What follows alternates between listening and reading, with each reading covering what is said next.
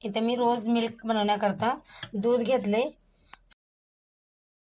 दूध गरम करून पूर्ण थंड करून घेतले। आता दूध मी इथं मिक्सरच्या भांड्यात काढून घेतले।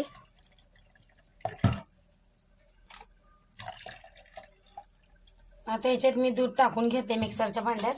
आता याच्यात 4 चम्मच साखर टाकूया। गोड आपल्या आवडीनुसार करू शकता।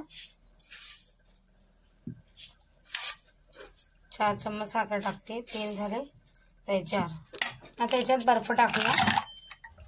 आता इथे मी रोज सिरप घेतले, हे पण टाकूया याच्यात। मस्त मिक्स करून घेऊ।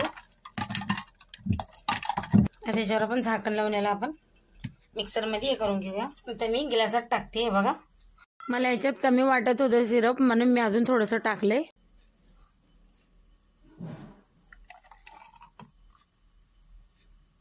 तयार आहे आपलं रोज मिल्क। रेसिपी आवडली तर चॅनलला सबस्क्राईब करा, लाईक करा।